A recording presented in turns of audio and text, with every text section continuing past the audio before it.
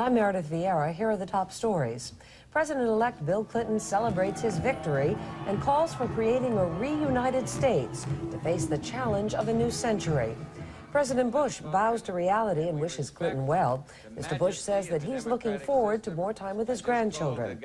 Ross Perot pledges his full support to Clinton and calls on his followers to roll up their sleeves and work to rebuild America. The much-heralded Year of the Woman pays off. There will be 4 new women in the Senate when Congress reconvenes. And on today's weather map, up to 3 inches of rain will drench the southeast. It will remain windy and snowy across the northern plains. Bill Clinton is the president-elect of the United States this morning, but his actual margin of victory is still not certain. Looking at the popular vote nationwide, Clinton has 43%, Bush 38%, and Ross Perot 19%.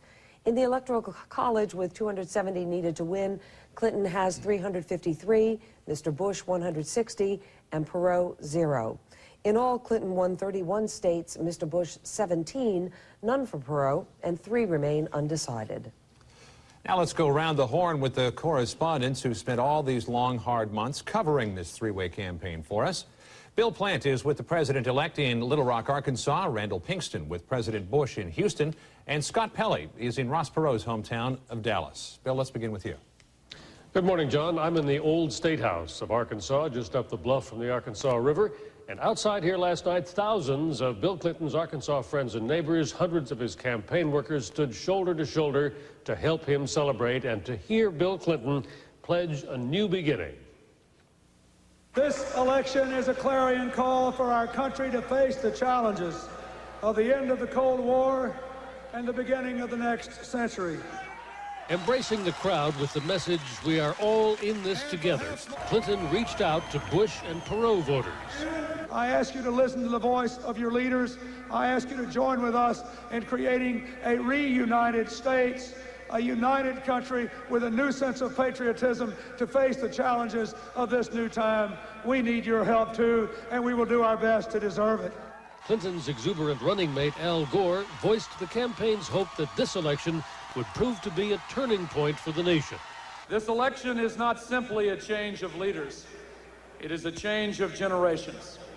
For the first time, the executive office will be occupied by leaders born after World War II.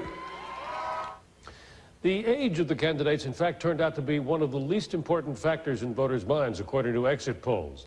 Clinton won, according to those polls, among voters of all age groups.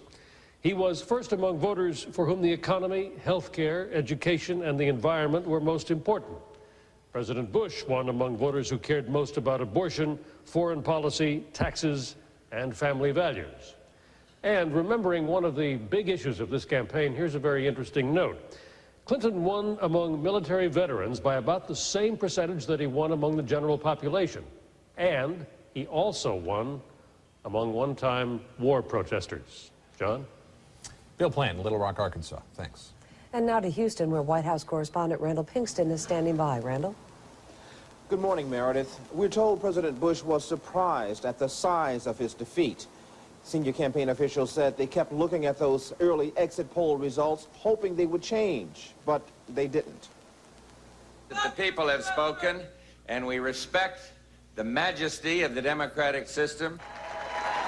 Despite his fondest hopes, in the end, America's voters decided it was time for a change. In his concession speech, President Bush displayed no anger and did not discuss the obvious disappointment with his stunning defeat. He held out his hand to Bill Clinton. There is important work to be done, and America must always come first. So we will get behind this new president and wish him well. The president's aides blamed voter dissatisfaction on the economy. Press Secretary Marlin Fitzwater defended the rough-and-tumble campaign tactics Mr. Bush employed against his opponent. It was tough. Both candidates were tough on each other. Both candidates used strong language and strong facts to try to present their case. But I don't think it was so bad as campaigns go. Mr. Bush will now leave it to others to figure out exactly what went wrong. The president plans to spend a lot more time with his grandkids and apparently more time outdoors. After he voted yesterday, he went out and purchased a new fishing tackle and also renewed his hunting license. Meredith? Thank you very much. Randall Pinkston with the president in Houston. Ross Perot made it clear last night we haven't seen the last of him on the political stage. Scott Pelley joins us now from Dallas with more on that. Scott? Good morning, John. The candidate who always insisted that he never paid any attention to the polls was finally confronted with one that he could not ignore. After vowing to win all 50 states, Ross Perot won none. It was a world-class defeat, but gracefully accepted. The American people have spoken. They have chosen Governor Clinton. Congratulations. Wait a minute. No. Whoop. Wait a minute. Wait a minute.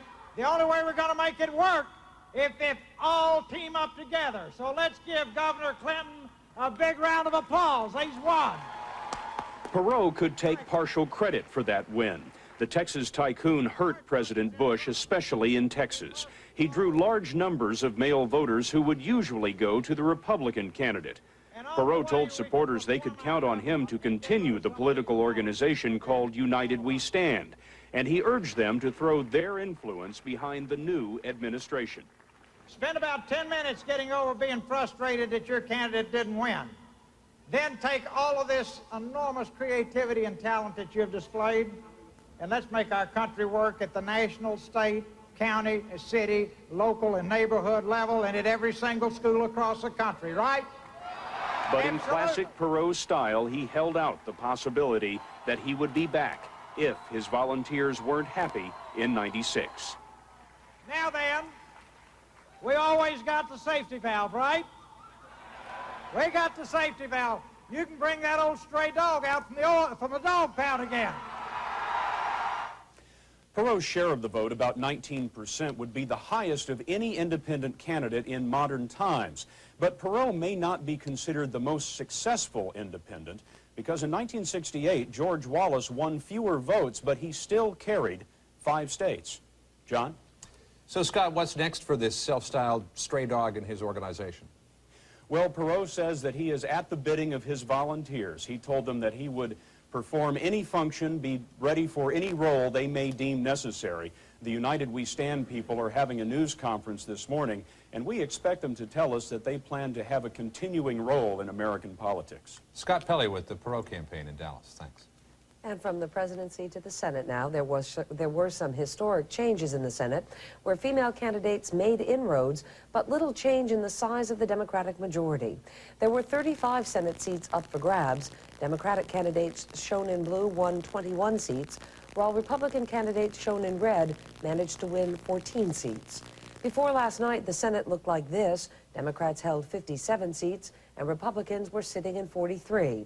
With yesterday's 21 Democratic and 14 Republican wins, there is a net gain for the Democrats of 1 seat. So the new Senate resembles the old, with Democrats holding 58 seats and the Republicans with 42. There were 3 Senate incumbents who lost their seats. In North Carolina, Republican Locke Faircloth defeated one-term Democratic Senator Terry Sanford. In Wisconsin, Democrat Russell Feingold beat 2-term Republican Senator Bob Caston. And in California, Republican John Seymour lost his appointed seat to former San Francisco Mayor Dianne Feinstein. Feinstein and another winner, Democrat Barbara Boxer, are making history together in California, becoming the first 2 female senators elected in the same state. Boxer was elated. This vision that I have in my mind of Dianne Feinstein and Barbara Boxer walking up those steps to the United States Senate, knocking on the door, and it opens, and we all come inside. All of us together. Thank you very, very much. In Illinois, Carol Mosley Braun added to gains made in what's being called the Year of the Woman. Braun's anger over the Clarence Thomas hearings turned her into a candidate, and she becomes the first black woman ever elected to the Senate.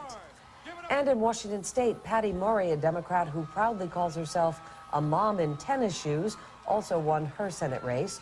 All in all, a record 6 women will be in the Senate next year, and that is double the number serving now. In Pennsylvania, though, Democrat Lynn Yackel failed to unseat Republican Arlen Specter, who came under fire for his role in the Clarence Thomas hearings. Other winners include Democrat Ben Nighthorse Campbell of Colorado. He becomes the first Native American elected to the Senate. And new faces in the Senate will include Democrat Byron Dorgan of North Dakota, Republican Dirk Kempthorne of Idaho, Republican Judd Gregg of New Hampshire, and Robert Bennett, Republican from Utah. And in the House of Representatives, despite the anti-incumbency mood among voters, many veterans were returned. Taking a look at the big picture, Democrats held a firm grip on the House before last night with 266 seats to the Republicans' 166, and that is little change this morning. CBS News estimates the Republicans have gained 8 new seats, with the Democrats now holding 258 seats to the Republicans' 174. 3 seats remain independent or undecided. Coming up, we'll review other election results and check the nation's weather forecast. And Barry Peterson will report on how the rest of the world is viewing Bill Clinton's win.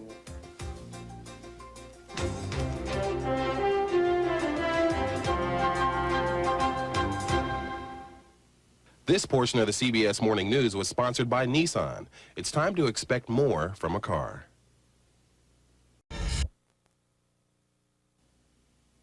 It was a big night for Democrats in the 12 gubernatorial races. 4 incumbents were re-elected as they surged to victory in 8 states, including 3 previously held by Republicans. The GOP turned over North Dakota and won 3 other states, leaving the Democrats with a net gain of 2. The previously mentioned Year of the Woman in politics didn't apply to the governor's races. 3 lost their bid to bridge the gender gap. Voters around the country passed judgment on a wide range of propositions yesterday. The big winner, congressional term limits. That proposition was approved in all 14 states where it was on the ballot. Oregon voters rejected a controversial measure to ban gay rights laws and declare homosexuality perverse. But in Colorado, a ban on state or local gay rights measures was approved. A death penalty measure was rejected in the District of Columbia, but in New Jersey, voters expanded capital punishment to include crimes resulting in unintended death. A proposal to ban most abortions was rejected in Arizona, and in Maryland, voters approved a measure banning state interference with abortion rights. Bill Clinton's victory is being seen in many different ways in every corner of the globe. Barry Peterson reports on how the transition to a Clinton presidency is being greeted overseas. Bill Clinton has won. He will be the 42nd president of the United States. The election was followed as closely in the rest of the world as it was in the living rooms of America, even if a computer mistake was more generous to Perot than the voters were. If Ross Perot is taking Pennsylvania, I'm a Dutchman. Britain's foreign minister was quick to accept Clinton's victory. Do you welcome his victory over George Bush? I think we'll be able to work very well with the new president. As the presses rolled from foreign capitals, the same message rolled in. George Bush was a man we respected, but Bill Clinton is now the man in charge. Foreign markets stayed firm, but foreign businessmen are wary. Mr. Clinton has promised to raise taxes on foreign companies operating in the U.S., and I think that will be of some concern. Americans abroad partied, watched, and the winners celebrated. I see it as a whole new era. It gives such hope to our country again. This morning, the world is holding its breath, waiting to take the measure of this new man. In an era where America is the only superpower left, the decisions that Mr. Clinton makes will echo around the globe. Barry Peterson, CBS News, London. On the national weather map, yes, there is other news. The satellite picture shows unsettled weather over most of the nation. It is gray and snowy across the northern plains, while rain clouds are building over the deep south. Later today, the southeast will get 1 to 3 inches of rain. Cold winds will continue to blow snow across the upper Midwest. The Rockies will get a bit more snow, and rain will fall in the northwest. And that is the national forecast. Now here's a look at your weather. New York, mostly cloudy, 61 degrees. Chicago, flurries, 38. Miami, partly cloudy, 85. Dallas, sunny and 53. Denver, cloudy, 36 degrees. And in Los Angeles, sunny and a warm 85. While the northern plains were shivering with below-zero wind chills yesterday, Fort Myers, Florida tied a record high for the date of 89 degrees. Might be time to make some vacation plans. Like that. Still ahead, we'll recap the top election story on the CBS Morning News. And John Stair will be here to catch us up on the day's business news.